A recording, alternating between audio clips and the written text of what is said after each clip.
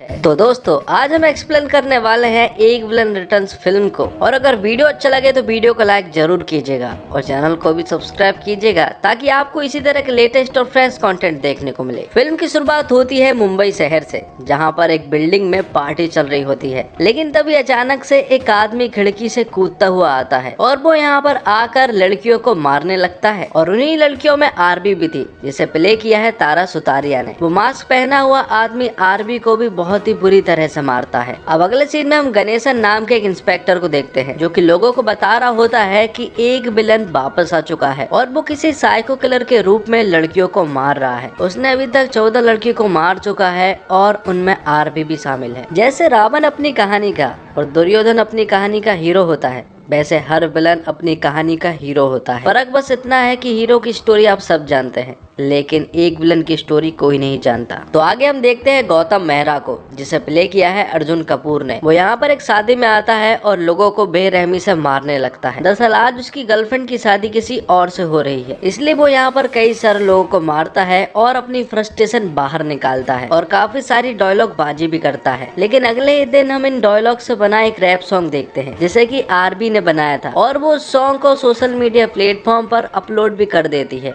और वो वायरल भी हो जाता है। और आगे हम देखते हैं कि गौतम ने जो कुछ भी शादी में किया उससे उसके पिता काफी नाराज हो जाते हैं। साथ में वो उसे वही रैप वाले वीडियो भी बताते हैं जो कि आरबी ने बनाया था। तो यहाँ पर गौतम के पिता उसके सारे बैंक अकाउंट और क्रेडिट कार्ड फ्रीज करवा देते हैं। जिसके अगले सीन में हम देखते हैं आरबी मल्होत्रा को, जो कि एक नई नवेली स्ट्रगलर सिंगर है, जिसकी रैप वाली वीडियो वायरल हो जाने से थोड़ी पॉपुलर तो हो चुकी थी। लेकिन थोड़ी ही देर के बाद उसके पास गौतम आता है। गौतम आरबी से बात करने की कोशिश करता है। गौतम चाह रहा था कि आरबी सॉरी बोले, लेकिन यहाँ पर आरबी सॉरी तो क्या, उससे ठीक ढंग से बात तक नहीं करती है। और फिर थोड़ी देर के बाद उनके यहाँ पर एक कीर्ति नाम की एक बड़ी सिंगर आती है, जो कि बहुत पॉपुलर है और उसके काफी सारे फैन भी है। और यहाँ पर हमें पता चलता है कि आरबी भी कीर्ति की बहुत बड़ी फैन है। लेकिन कीर्ति यहाँ पर आरबी को इग्नोर करके तुरंत ही गौतम मेहरा के पास चली जाती है। यहाँ पर हमें पता चलता है कि दोनों अच्छे दोस्त हैं। तो यहाँ पर हमें पता चलता है कि आरबी कीर्ति की तरह एक बड़ी सिंगर बनना चाहती है और वो कीर्ति की जगह भी लेना चाहती है। लेकिन जब तक कीर्ति है तब तक तो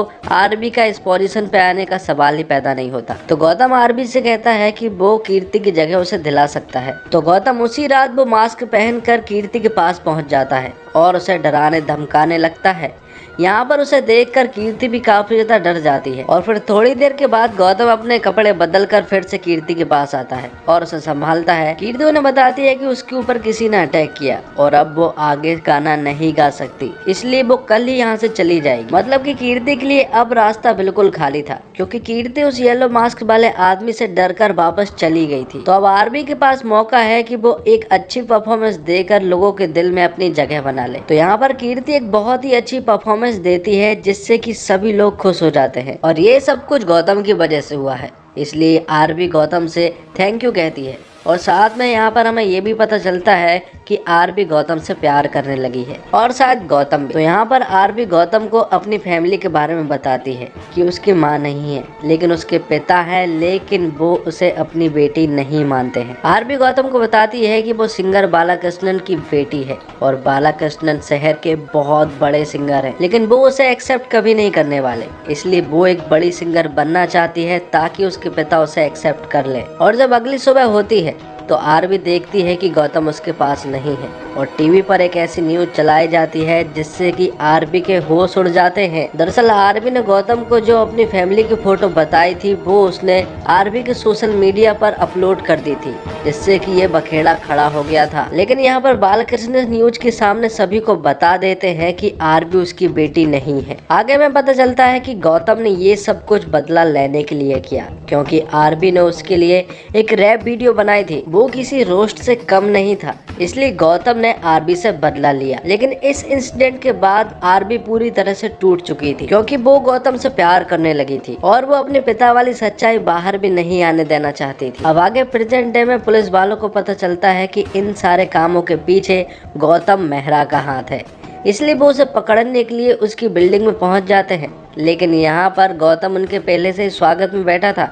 और वहाँ पर एक जोरदार धमाका होता है और गौतम वहाँ से भाग निकलता है। जिसके बाद हम एक आदमी को पुलिस स्टेशन में आता हुआ देखते हैं। दरअसल आरबी के मर्डर के हो जाने के बाद अब जितने भी सस्पेक्ट थे उन सारे सस्पेक्ट को पुलिस वालों ने बुला लिया था और उन्हीं सस्पेक्ट में भैरव पुरोहित भी था, क्योंकि वो आरबी का कैब ड्राइवर था और आरबी के लास्ट 10 कॉल्स में भैरव का नाम भी शामिल था। इसलिए पुलिस वाले उससे पूछताछ करते हैं। जिसके बाद कहानी 6 महीने पीछे जाती है, जहाँ पर हम रसिका नाम के एक लड़के को देख पाते हैं और यहाँ पर रसिका को देखकर भैरव को पहली नजर वाला प्यार हो गया था। दरअसल रसिका एक स्टोर में काम किया करती है और भैरव एक कैब ड्राइवर है। तो रसिका अपना काम खत्म करने के बाद जब घर वापस आ रही होती है तब वो भैरव के कैब से ही वापस आती है। यहाँ पर दोनों एक दूसरे को नहीं जानते हैं, इसलिए उन दोनों के बीच में काफी सारी बातें होती है और दोनों की बातों से ऐसा लग रहा था कि दोनों एक दूसरे को पसंद भी करने लगे हों। इसलिए अगले ही दिन से दोनों एक दूसरे के साथ समय बिताना स्टार्ट कर देते हैं और फिर दोनों को ही एक दूसरे से प्यार भी हो गया था। अब कहानी फिर से प्रेजेंट डे में आती है,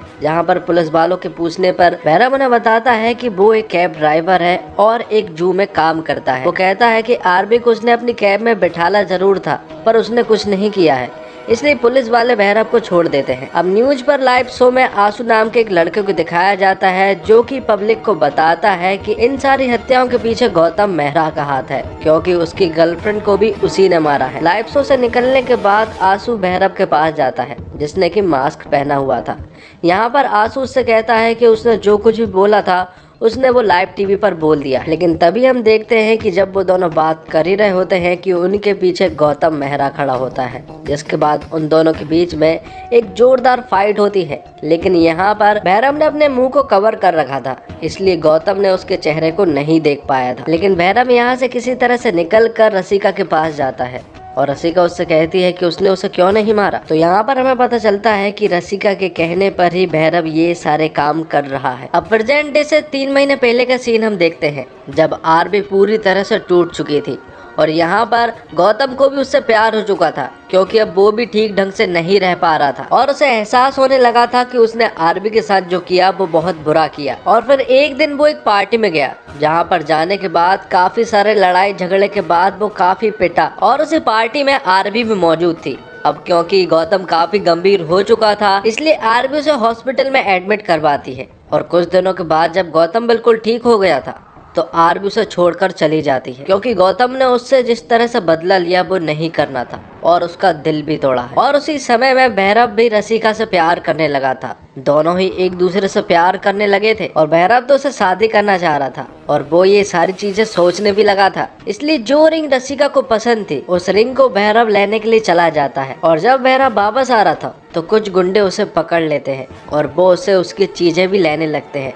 लेकिन जब वो उससे रिंग मांगते हैं तो यहाँ पर भैरव उन सभी लोगों की चटनी बना देता है। जिसके बाद भैरव जब अपने होटल वापस आता है और जब वो खिड़की से एक नज़ारा देखता है तो उसके पैरों तले जमीन खिसक जाती है, क्योंकि रसिका किसी दूसरे आदमी के साथ थी। अब अगले दिन भैरव और रसिका जब कैब में थे तो रसिका उसे बताती है कि कल रात वो जिसके साथ थी वो उसका बॉस था और रसिका ने भैरव को भी खिड़की पर देख लिया था। वो भैरव को अपने बॉस के साथ के अफेयर के बारे में सब कुछ बता देती है और जब वो बता रही होती है तो उसकी आंखों में 1% भी गिल्ट नहीं था कि उसने भैरव को चीट किया। वो कहती है कि लव स्टोरीज में ऐसा ही होता है। साथ में वो बाहर एक कपल को झगड़ता हुआ देखते हैं। यहाँ पर जो लड़का होता है वो लड़की से बहुत ज्यादा प्यार करता है। उन दोनों के बीच में रिलेशनशिप था, लेकिन अब उनका ब्रेकअप हो चुका है। लेकिन लड़का अभी भी उससे प्यार करता है, लेकिन लड़की किसी और को चाहने लगी है। लड़का उसके सामने गड़गड़ाता है, पैर पड़ता है, लेकिन लड़की नहीं मानती है, जिसके गुस्से में वो चाकू निकाल लेता है। रसिका भैरव से कहती है कि यहाँ पर तुम्हें लड़का गलत लग रहा हो, लेकिन मुझे लड़की गलत लग रही है, और अगर आज तुमने उस लड़की को बचाया तो वो लड़की आगे जाकर कई सारे लोगों को फंसाएगी और आगे भी उनका यही हाल करेगी। इतना सुनने के बाद भैरव तुरंत ही गुस्से में अपनी कार से बाहर निकलता है और वो उस लड़की को बेरहमी से मार देता है। तो अब यहाँ से भैरव का मकसद बन चुका था कि जो भी लड़की किसी लड़की को चीट करेगी वो उनको मार देगा, या फिर जिनके एक तरफा प्यार रहे वो उनको भी मार देगा। वो ये सब कुछ रसिका के कहने पर कर रहा था और उसने शहर की कई सारी लड़कियों को मार दिया था।